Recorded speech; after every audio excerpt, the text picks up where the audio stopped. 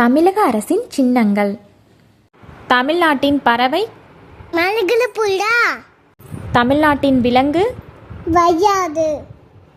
தமிழ்நாட்டின் மலர் சங்கான மலர். தமிழ்நாட்டின் விளையாட்டு கபடி. தமிழ்நாட்டின் இசைக்கருவி நாசிவரம்.